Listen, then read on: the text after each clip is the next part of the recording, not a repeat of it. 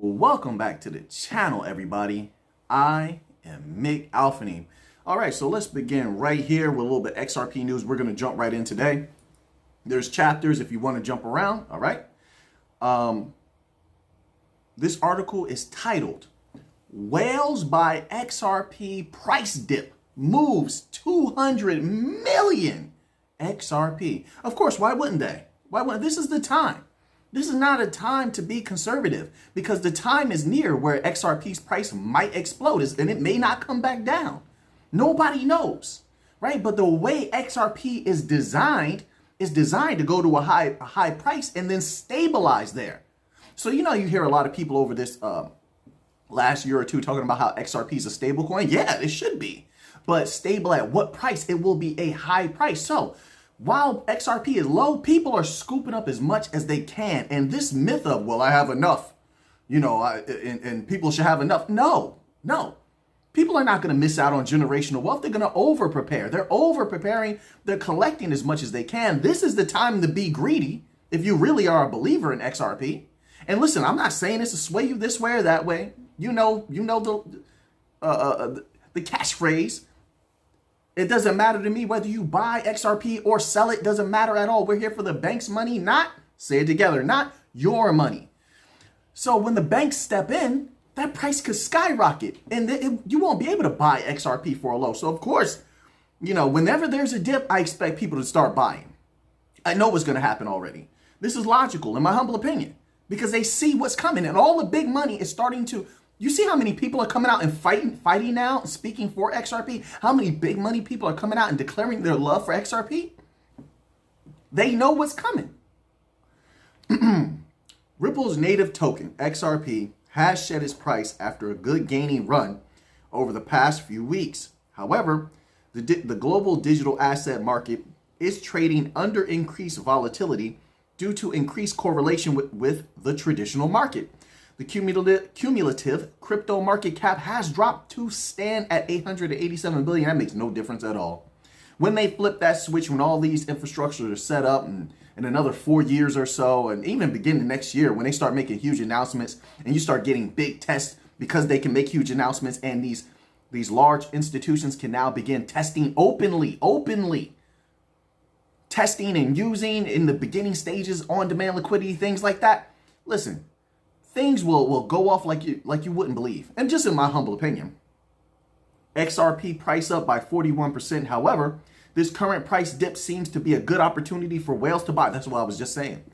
XRP prices are anybody to buy. Let's not just say whales, anybody. It doesn't matter how much XRP you have. If you have a little bit of XRP, I think you're doing pretty good. Never let anybody tell you have too little XRP or too much XRP. Only you know what's best for you. Walk your own path and don't let these people who won't be there later tell you what to do. I'm not here to control your mind. I'm here to set you free if I'm going to do anything and tell you to do what's best for you. So anyway, however, this current price dip seems to be okay. XRP prices have dropped by more than 5% in the last 7 days, which is the lowest drop among the top 10 cryptos. And by the way, it's still looking good. That's the thing. It's still holding firm. It's still doing very good. Just like Quant. It dropped the tiniest bit from 160. It dropped from there. But in the grand scheme of things, it's still looking great. Remember, people accumulated a ton at $40. It's what, like around 150, 155, 160 range. In between those prices, it's doing great. In my humble opinion. The biggest, okay, we don't want to cover that. According to Whale Alert, multiple whale wallets have added around 144.2 million XRP tokens. They're getting ready. Everybody is. And that's why I said it jokingly in another video, but there's a lot of truth to it. It might be time where I may need to get a little greedier. It's true. I've been relaxed. I feel like I'm ready. With most of the bank coins, I feel like I'm ready. But you know what? I'm starting to get fired up. I may want to be a little greedy. I may want to get a little bit more. We'll see. As of right now, but I'm comfortable though. No matter what, I'm comfortable. Don't say that. Now, it says the total worth of bought XRP tokens is calculated to be $66.9 million. Let's go on to another article. How's everybody doing out there? You doing good today? You staying healthy? You exercise? You get that money? You get to that money? You close some good deals. You do some good work at your job. Now you're thinking about how to properly allocate that money, make your money, have your money making money, things like that. So many different ways. Are you utilizing all the opportunities in front of you? There's a lot of money out there to get in different ways. You have to be able to adapt and survive, right? That's why I've been saying for a long time, diversify your knowledge. Some NFTs, there's a variety of different types of NFTs, programming, becoming a builder of dApps or MDApps that you can get money that way, utilizing the blockchains in your business. There's so many ways to make money. Then you have the legacy system offerings, futures, bonds, indices trading. I mean, you got all of these different ways that you can make money on going up and coming down at the top and at the bottom. Let's get to the money. That is a way of life, a way of life. Here's this next article here. Bottom of XRP price may have been passed. Here's why. This is from U.Today. They're doing a great job. Make sure you check them out. It says, cryptocurrencies today experienced another round of decline amid negative statistics on U.S. inflation, of course, which is inappropriately tied to the quotations of the crypto market. I agree with that. Nevertheless, XRP managed to weather the storm of macroeconomic negativity and demonstrated the best result among the top 10 cryptocurrencies. The best result? Wait a minute. Let me read that again. Hold on a second.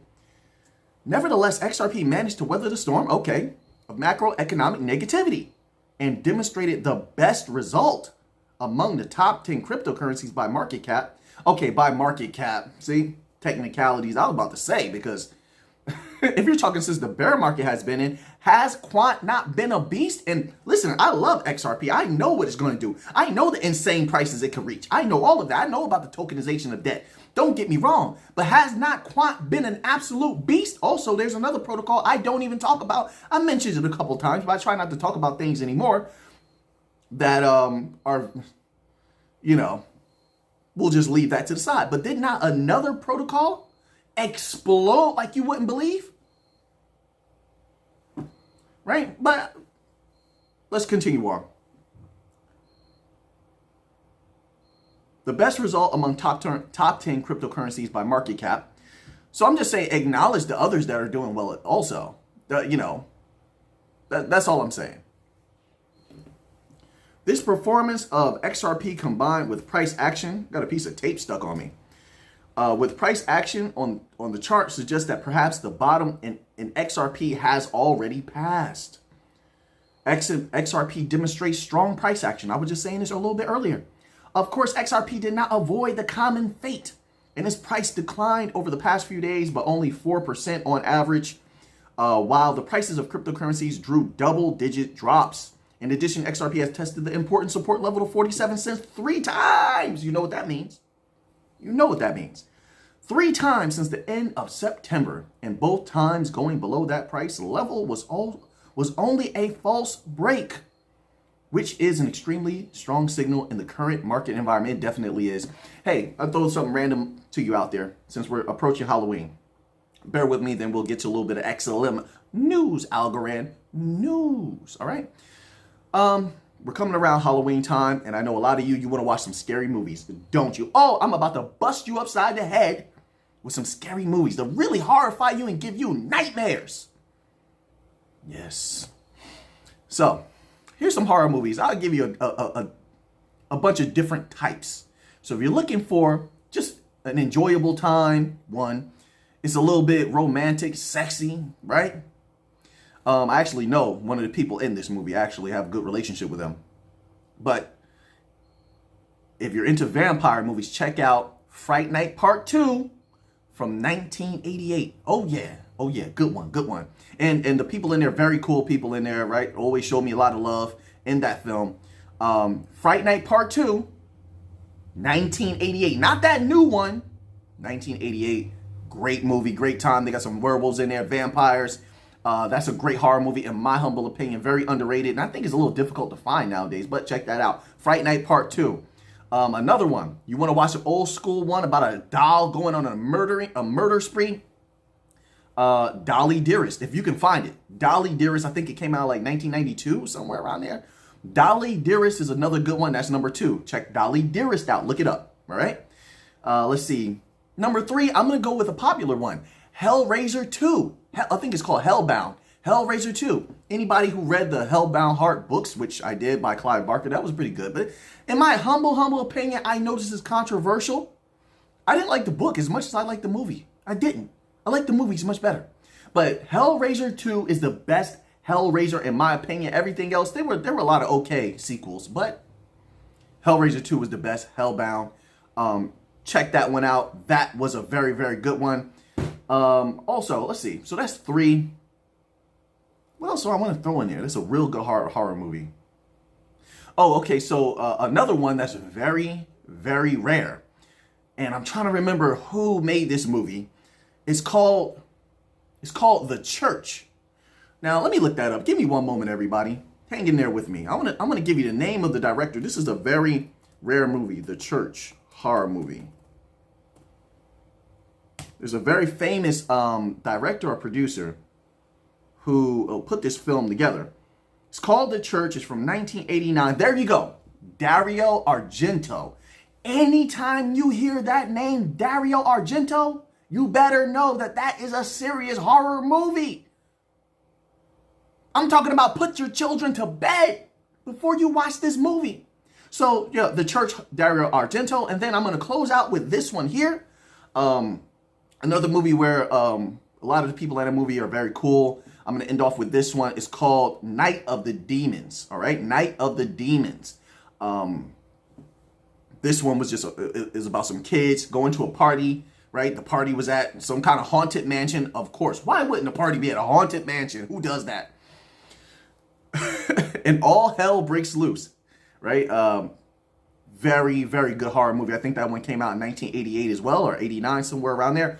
These are great and scary horror movies. Give them a watch. Now, I could give you something way worse than those, but I'm going to stick with those because those are classics and enjoyable. Enjoyable is important in this list that I just gave you. Because I could give you some ones that are just sick, but they wouldn't be so enjoyable. You'd be like, why am I watching this, right? Let's stop there. All right, let's let's move on here. Where did we leave off? So now we're jumping into the next article here. It's from the XRP Ledger Foundation. I did not know this. It says, watch our advisor at NSN Apini. I don't know if I'm saying that correctly. These at names make it very difficult to understand people's nomenclatures, right? It says, but here's what's important. Supreme Court advocate at the UN HQ in her intervention at UN Ad Hoc Committee for countering ICT-enabled crimes / cyber crimes. Now, we're about to get into some XLM news. XLM has also been dealing with the United Nations. You see how deep we're getting, how powerful the allies we're trying to bring on board? So now you have XRP and XLM both trying to bring the United Nations into the fold, and I believe that they are. 100%. The backing that we have is so strong. There's no way that anybody should believe that those prices are going to stay where they are right now. That's not going to happen. The use of XRP and XLM is much more widespread, I believe, than anybody is seeing right now, than most people. There are a wise few that I think that see the explosion that's going to happen. But so let's just go over some of the allies that we have. The CFTC. We have multiple governments around the world in our fold. Central banks, private banks, commercial banks, trade finance organizations, and industry giants. Multiple advisory boards, whether it's XRP or XLM. We have the World Economic Forum. That's questionable, of course. What they do is questionable, but they are within the fold.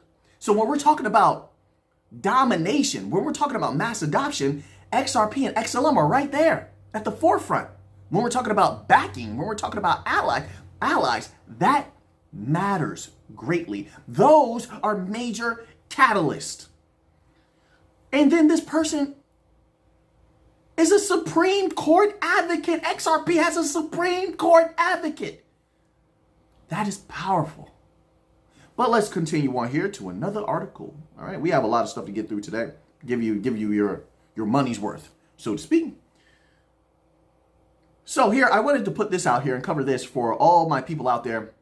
We have a lot of brilliant subscribers who are great DApp developers, MDApp developers, great programmers. They have a lot of computer skills. Listen, there's a lot of money to get out there. So I wanted to cover this here for that specific reason. It says, this is from Ripple X Dev. Have you checked hashtag XRPL bounties? The new program awards hashtag developers for developing software, tools, or integrations that improve specific use cases for the XRP ledger. Ready to build? Learn more about the program and how to apply. Then they have this little link here. Listen, I can't tell you what to do, but feel free to go get that money. Go get that money. Make your money. You're the best. I believe the people on this channel are the best of the best. I know that they are. And I know you can go get that money. And there's a lot of things like this out here. This is just an example. A lot of bounty programs out there. You can build certain things and they'll pay you for it or accommodate you in different ways for your work. Can't tell you what to do. This is not advice. It's definitely not financial advice. Go get that money. Now, let's continue on here. A little bit of Stellar news, right? Stellar has been going nuts and we haven't even seen a half of it yet. Mark my words, because there's going to be a lot more information released coming out of Meridian over the next few weeks. I'm pretty certain of that. Then on top of that, any partnerships that came out of there, we'll be getting information about that as well in future times. Then, not only that, but the developments of any new systems on Stellar, you know, could have grown exponentially because of Meridian. But let's read this little tweet here. Quote, I think blockchain is ready for the UN. Carmen, head of the UNHCR at Refugees and at Danelle Dixon, opened the last day of Meridian 2022 together with a discussion on responding to crisis with urgency. This is important. If you read prior IMF documents that we were going over about a month ago in the members only section, and they were talking about utilizing a crisis to move certain value around, the opportunity that arises in crisis. I know it sounds very, strange, right? Utilizing crisis to move value around, you know, and it's in the context of like you know, loans and things like that, and support when you have certain disasters going on. You know, there's certain money that moves to those regions and areas and such like that in different forms. So they were talking about that. So what's going on now is they're starting to figure out how to move that type of capital and value around using the blockchains. And Stellar is here in that conversation right now. They know what they're doing. They know what they're doing. Don't make no mistake about it. This always is going to be about money in the end. And now some people are going to get help, and that's very good. That's very good. I'm glad to see this. Definitely show support to refugees. Okay, so let's continue on here. It says, with the discussion on responding to crisis with urgency. What does that mean?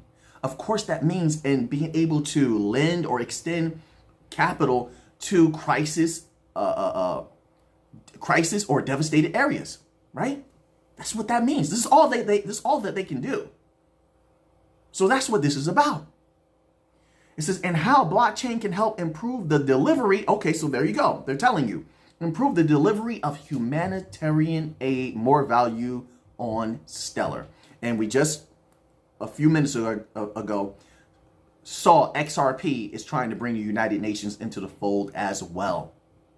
Interoperability, one system. You're seeing it unfold before your eyes. Now, let's continue on here to another article, all right? We're moving today, everyone. More from Stellar. It says, our product at RTHZN, whatever that, I don't know what that's supposed to mean, contributed to the panel discussion. I wish people would make their names, titles, and nomenclatures much more readable. It would be better for business, I'm telling you now, like when it comes to reporting and things like of that nature. Contributed to the panel discussion about, quote, enabling the future of work at the Meridian in Rome, Italy. Oh, okay, so this is huge. This is, now I remember why I wanted to cover this. There's been a huge push on the Stellar blockchain for payroll. Wasn't I talking about that for the longest time?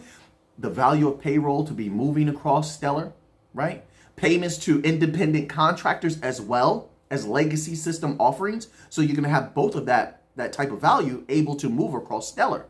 And so here you have this offering that is already doing that, enabling the future of work. So this is very, very good in my humble opinion. See, things like this are going to make, in my humble opinion, make that price of XLM explode. Of course, given due time and everything in degrees. This is great. This is very, very good. Little by little, you climb the mountain. You can't dismiss these things when Stellar is doing good and they're building, just like XRP is doing good and building. We take the small news and we take the big because all of it has to be put together when you're trying to develop an idea of where the price can go on something. And you have to make your own mind up about that. I know what I believe, but I can't give my beliefs to you. You have to make up your own mind. But you're seeing the catalyst here. So then you're able to track the catalyst to know when a price spike can happen or how everything together will affect the price at this given date and time. Then you can take in other factors, especially if you read the white papers, right? And you have your own equations to do so. So now let's move on to this next tweet here. So now we're going to get into a little bit of Algorand news. So this here is from Algorand Miami Accelerator. Let me read the translation for you. And it goes as such. During his interview with Fred Stante, Marcolo Bora, CEO of Rio, shared that his company is committed to giving access to digital assets in developing economies through Algorand blockchain. There you have it. I told you Algorand Accelerator is going to be huge. It says a big part of this solution to be enabled is inflation protection. It says more things are needed. It's not just about stable coins. Look, they're going to do a whole lot. All of these accelerators are very important. So you saw they had their European accelerator. They have the Miami accelerator. Now think about this.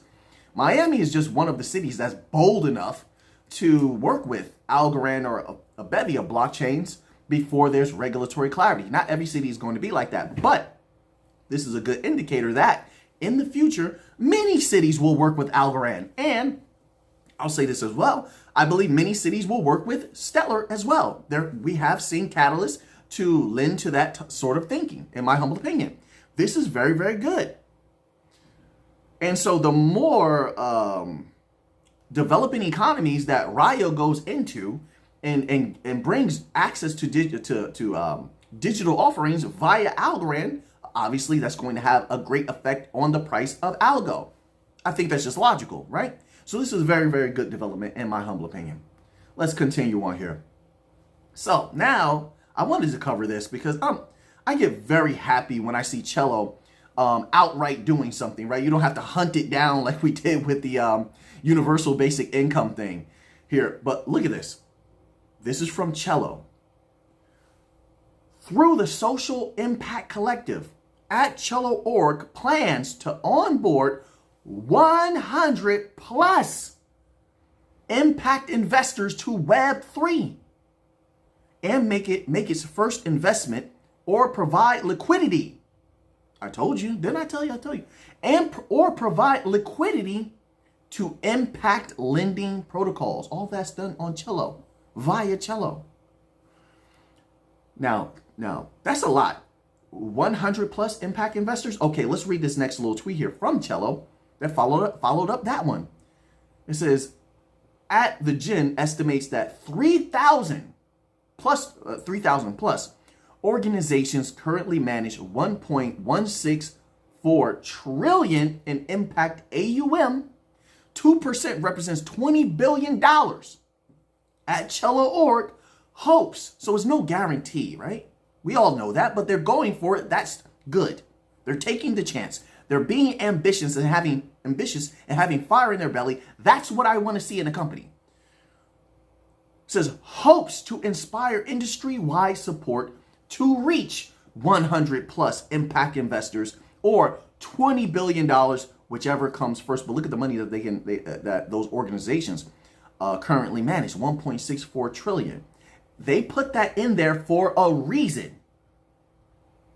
That's the number to keep in mind. They also gave you a conservative number. They're like, oh, 20 billion. That's the conservative number. They gave you the real number, the star shot, the moon shot that they really want to go for. They're going to take as much value as they can. So we'll keep an eye on this. This is great. If they were to take even a modicum of that, let's say 20 billion, I think they'll get a little bit more than that flowing across. Celo, what does it do to that price? What does it do to that price? Think about that for a moment. Celo explodes off of retail. What will it do when you have this type of value moving across Celo? And it will be consistent because it will happen over time, multiple times over time. So now, let's continue on here. So I wanted to cover this little article on Tether because a lot of people are always worried about Tether, and Tether has taken note. They have been under the watchful eye of governmental regulatory entities for quite some time, and the people seem to not taking too kindly to Tether's lack of transparency, right? So they're trying to become better, and that's good. That's applaudable, you know. Tether eliminates commercial paper from reserves and transparency push. So let's scroll down here and read this little tidbit. Tether has completely eliminated commercial paper from its reserves. The largest stablecoin announced, is it still the largest stablecoin? I thought USD overtook them, but I could be wrong. The largest stablecoin announced the milestone today in a blog post that it would replace those investments with US Treasury bills. Now, I read another article that said they already did this.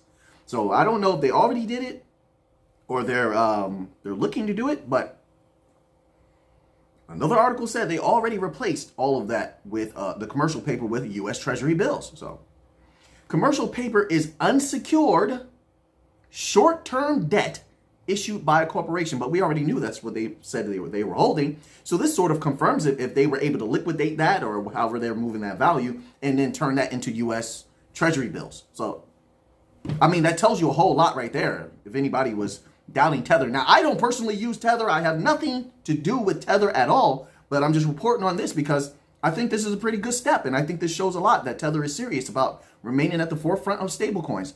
And this is pretty transparent, in my humble opinion. Now, people can want to take a look in their inner workings or such like that. That's up to Tether whether they're going to comply with that or not. But this is a good step forward, in my humble opinion. It says Tether had previously said it would reduce its commercial paper holdings and has gradually done so this year. So I think that's a good step forward, in my humble opinion. So now let's continue on here. U.S. lawmaker says crypto regulation from SEC is needed now. No, it's not. No, it's not. Crypto regulation is needed now from the CFTC. That's who we want over us. CFTC, who treats us fair. Caroline DeFam, who treats us fair. Everybody agrees on this, I believe. But it says Senator, so we have a senator here, another senator. Senator Hickenlooper requested the SEC engage with the public by opening. They're not going to do that. The public has been trying to engage with the SEC. They don't want to engage. They've been closing the public out, whom is strange that it's said that they're supposed to serve the public. And they themselves said they want to protect the investor, but they're not listening to the investors at all. So, Senator, I think your line of speaking is wrong. I think you should be calling for someone to regulate the SEC. I think you should be calling for someone to investigate the SEC and why they are taking such a deaf ear to what the public has been demanding for quite some time. Not only that, I think that they should be held accountable for the damage that they have caused to the public. But that's my opinion, but it's an opinion shared by millions of people around the world, not just in the United States. But if you want to take that, it's also a huge opinion within the United States. Let's read this little tidbit here and let's see what the senator is talking about here. So, United States Senator representing Colorado has penned a letter to Gary Gensler urging the Securities and Exchange Commission chair to establish clear rules for the crypto market. Many of us have written Gary Gensler a multitude of times. Many of us have called Gary Gensler, called their offices. Maybe you'll get a better result than we have. We'll see. In an October 13th letter, Hickenlooper called on the SEC to take action on regulatory issues, including identifying the cryptocurrencies that will be considered securities, establishing registration guidelines for trading platforms, and, quote, determining what disclosures are necessary for investors to be properly informed.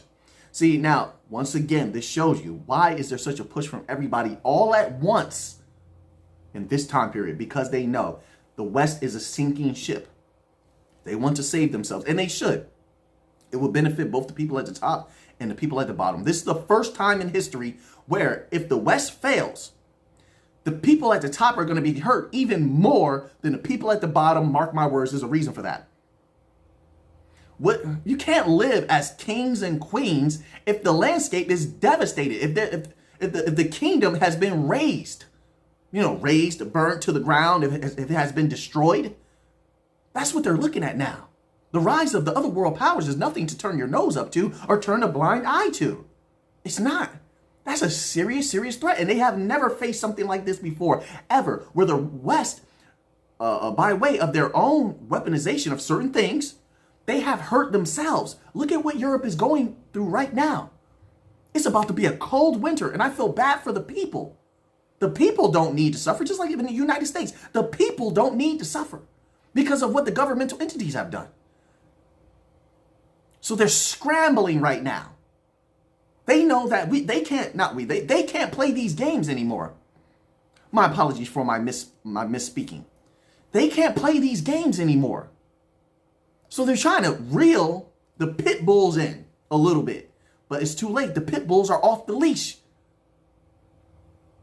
But they know if they don't take action now, and they can, there's solutions. XRP, XLM, Hedera, the technologies that are behind them, Celo, Algorand, they know they are sitting there waiting to be used.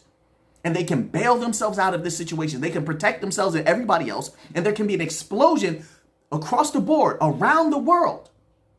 But they will have to give up some power. They know that. They will have to give up some power.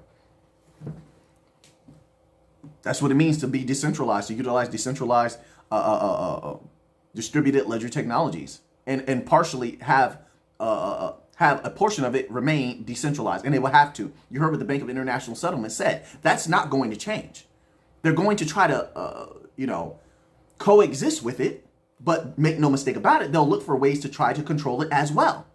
That will always be there. Expect a fox to hunt. No matter whether the fox looks like it's smiling or not, it's going to hunt. Expect the fox to be the fox.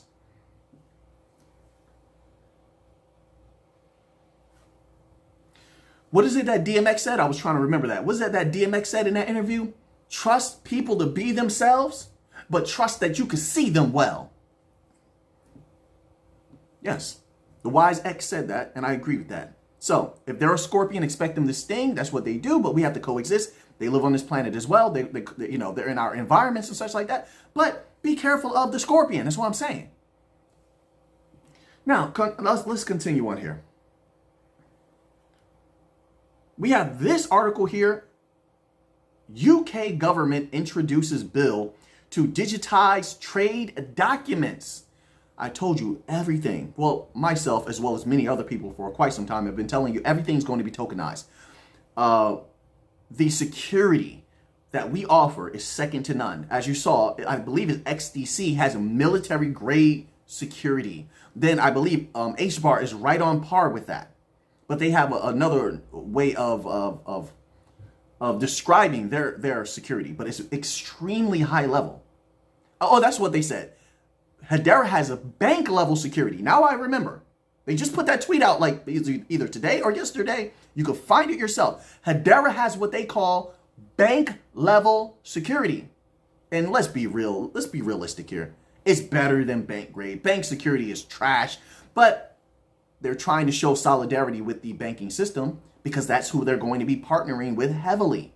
So I understand that. It's a great business ploy, but their security is even better. So if you're going to be tracking things, and this is all about traceability, by the way, if you're going to be tracking things, if you're going to have your most personal documents placed anywhere, it should be on something like XDC or Hedera, where you have either the option of military grade security. This is why they're going to be so heavy in trade finance. Military grade security or bank level, quote unquote, security.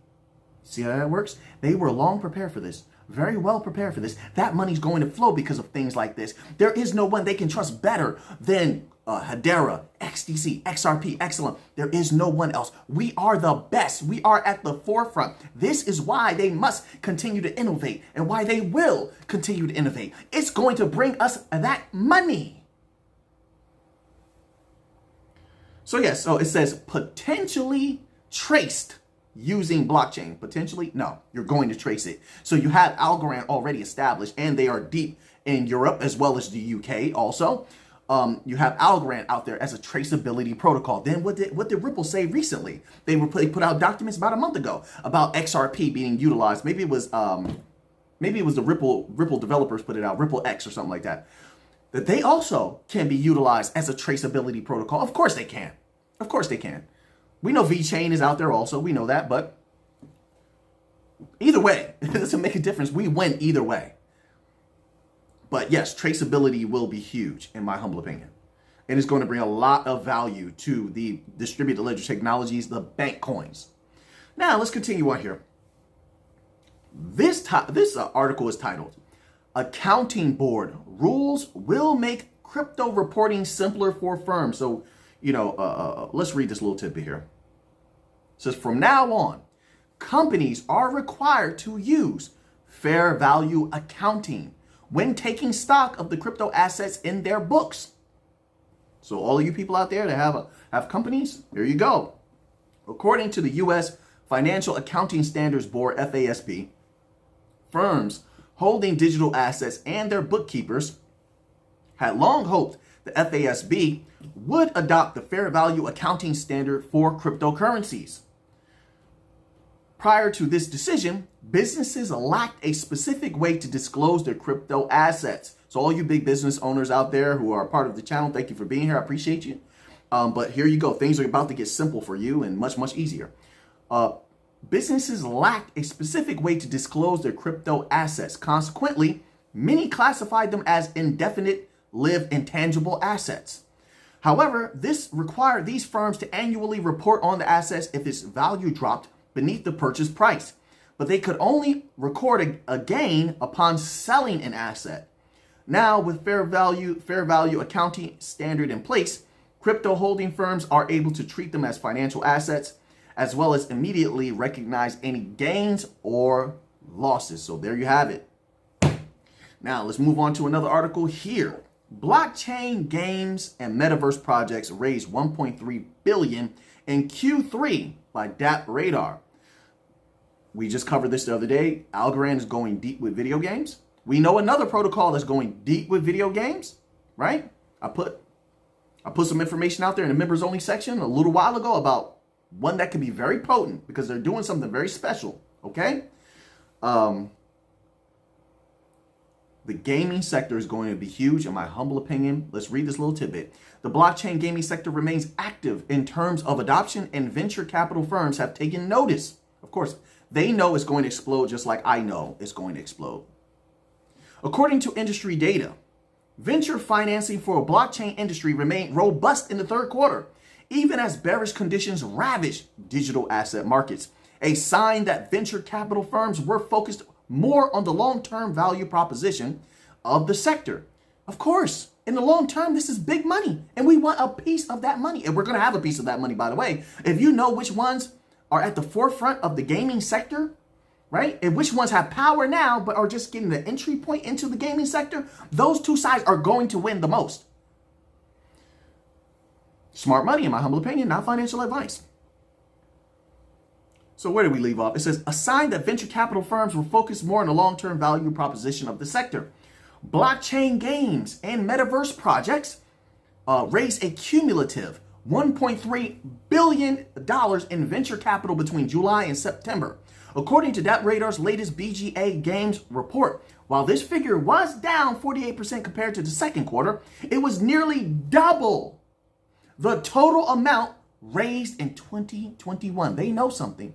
Now you do as well. Hey, now's the time to get prepared for everyone who thinks that they have the ability to do so or has the will to do so, has the capital to do so. Now, not financial advice. I'm not a financial advisor. Now is the time to get prepared, because now this is the time periods. These are the types of time periods where people accumulate certain assets, and it doesn't even take a whole lot, truth be told, but certain assets, and then they explode later. We've been talking a lot about them. We've been talking about the gaming sector, have we not? Yes, we have. We've been talking about NFTs and things like that. Listen, fine art NFTs are going to take over. I'm telling you now. And once fine art NFTs, when we're talking about the art sector of NFTs, Once fine art NFTs take over, it's going to be a problem because they operate as a fraternal order. I've been in the fine art industry for a long time. I know how this goes, and they will not allow anybody else to break through that pleroma, so to speak. So fine art NFTs, in my humble opinion, in the future, boom, there you go. A lot of that value, just like you see fine art right now, how people buy fine art pieces and it retains, not only retains its value, it skyrockets in value over time. That same value will move across the blockchains and NFTs. So that's something I keep my eye on. Boom. So fine art NFTs, the gaming industry, when it comes to the blockchains, when it comes to the DLTs, when it comes to the NFTs, then you have the music side of it also. That's going to be huge because artists can make more money. So that's going to be more capital, more value consistently flowing across these blockchains that are doing that. That's just logical. If you look at the line of events, cause and effect, you can see if you can see the causes, you can determine what the later effects are going to be. That's how money is made. Mortgage demand falls to its lowest level in 2 decades as rates hit a 16-year high of 6.75%. I've been talking since the beginning of this year, off and on, about the housing market, letting people know, hey, be careful. That's all I'm saying is be careful. Watch what's going on. Know what's happening in your region. Because there's this belief that no matter what, the housing market is a safe haven to park your money in. You have to be careful. Nothing is like that. You have to know. So even gold has its ups and downs. That's why I was telling my people long ago in the members only section, you got to watch the charts. But gold is definitely a safe haven for capital, in my humble opinion. As of right now, it's one of the most solid. But even in that, you have to get in on a low. Get in on a low. Gold's price fluctuate as well. There are these urban myths that the housing market and gold never lose value. I hear people talk about it all the time as though they don't fluctuate in value. There's no volatility, and that's just not the case. But things like this, it doesn't get mainstream coverage. It doesn't. So this is something that I think is important for those who are wise and in the know to be privy of, so they can be careful. Now, what decisions you make are up to you. Okay, you do what you need to do. However, to make a better decision, you need information. And here you go. So let's read these bullet points here. First bullet point, demands for mortgages hit lowest level in 25 years. Mortgage Bankers Association said on Wednesday. Second bullet point, weekly total mortgage application volume dropped by 14.2% as the 30-year fixed mortgage rate rose to 6.75%. Then third bullet point, the hurricane also crimped demand with a Category 4 storm slamming into Florida. Demand for mortgages. Okay, so then they repeat a little bit of what they said in the bullet points there. Refinance activity also fell, logging an 18% weekly decrease. The refinance index was 86% lower than the same week a year earlier. The slowdown in activity occurred as the 30-year fixed mortgage rate reached 6.75%. We know that. We just read that piece here. Borrowing costs and the housing market have soared this year as the Federal Reserve raises interest rates. That's what's important. They're going to have to raise them more. They're going to have to be, it's going to have to be higher. They're not doing what they're supposed to do. I'm telling you now. But it must come at some point. And especially, well, we'll get into that another time. Federal Reserve raises interest rates to tamp down on high inflation.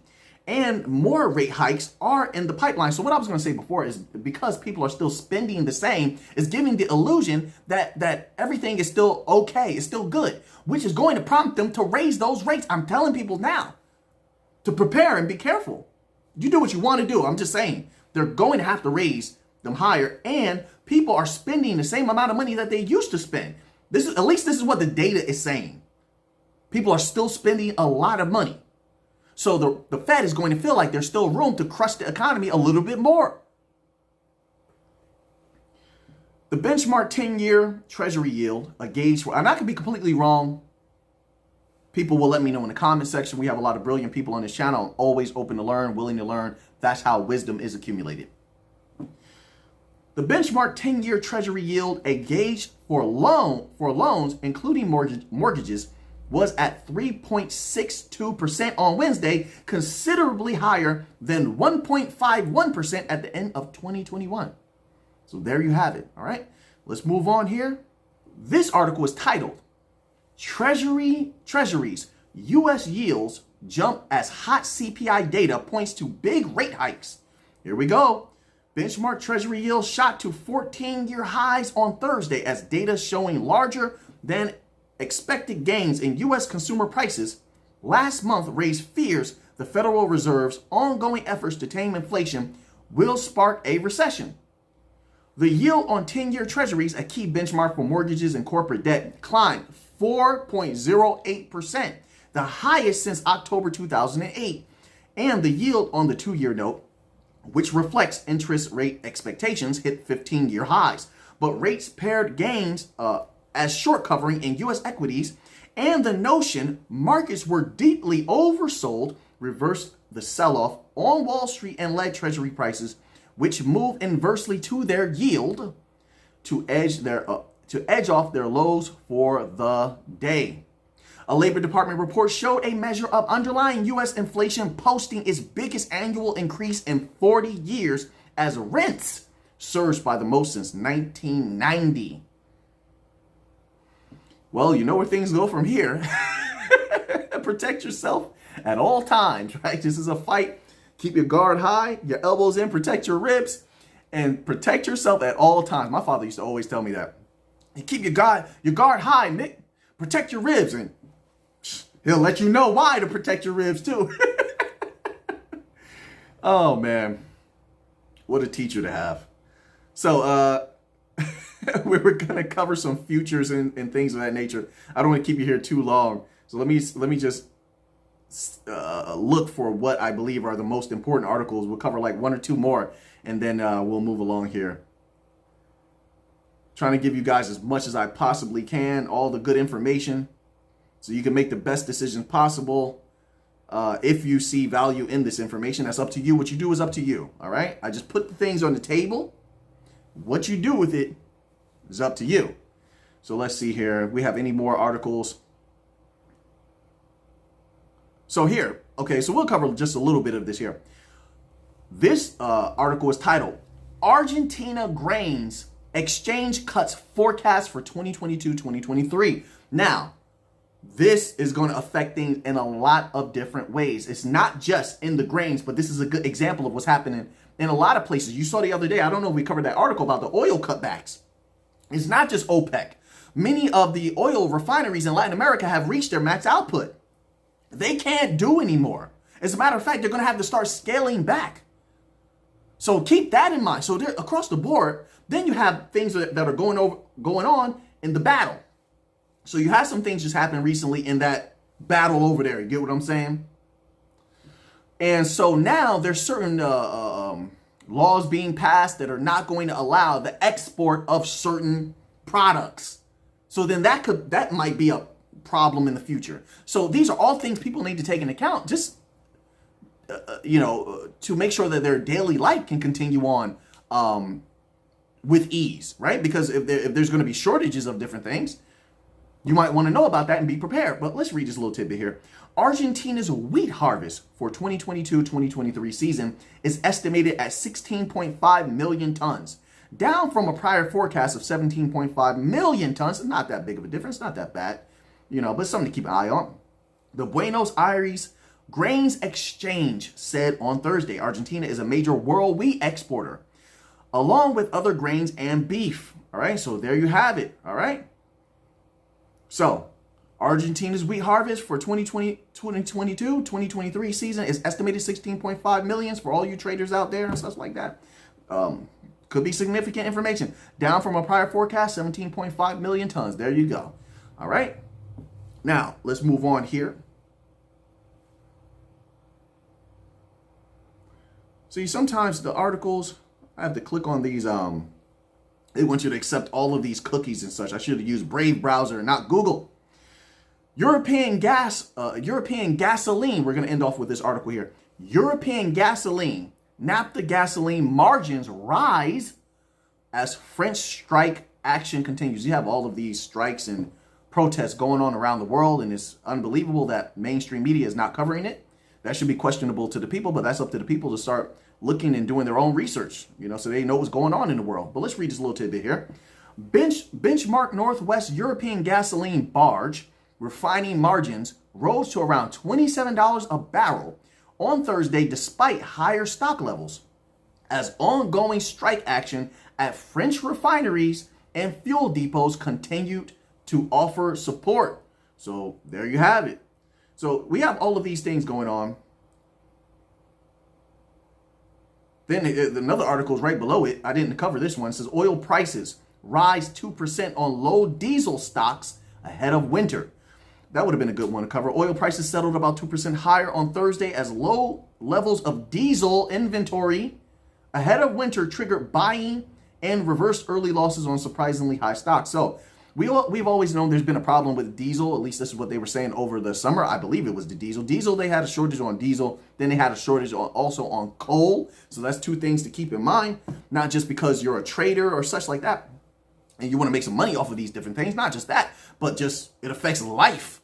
If there's low level of diesel, you don't want that. Then on top of that, you got to keep in mind with what's the thing happening? A lot of the rivers are like low. So you have for instance, the Mississippi.